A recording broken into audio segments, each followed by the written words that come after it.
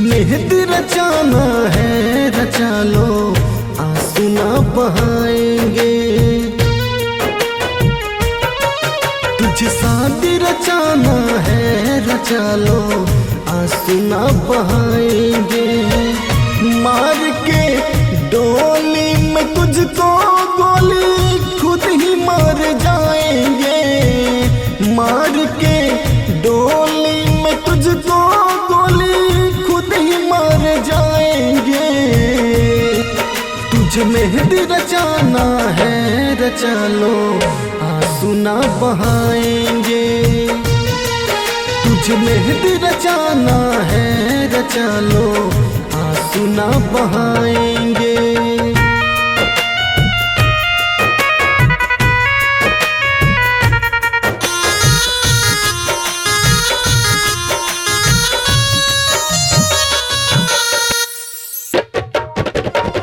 मोहब्बत की कसमें भुला के, हमसे नाता तोड़ के, दिल टुकड़ा टुकड़ा करके जा रही हो छोड़ के।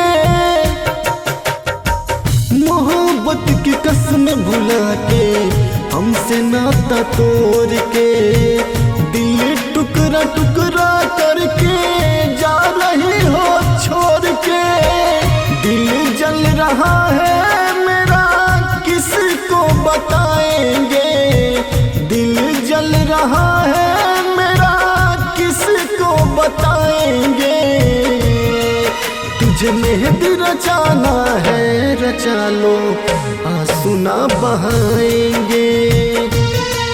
तुझे साहत रचाना है रचा लो, आंसू ना बहाएंगे।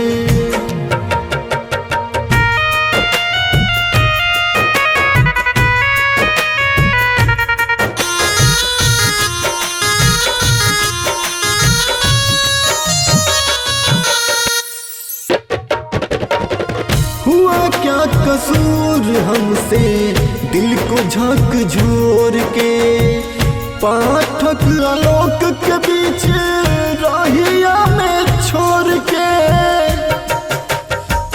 हुआ क्या कसूर हमसे दिल को झकझोर के, पाठक आलोक के बीच राहिया में छोड़ के। जाना है तो जा जा मंजय मोहन को बताएंगे। जाना है तो जा जा मंजय मोहन को बताएंगे। तुझे मेहंदी रचाना है रचा लो, आंसू ना बहाएंगे। तुझे साहत रचाना है रचा लो, आंसू ना बहाएंगे।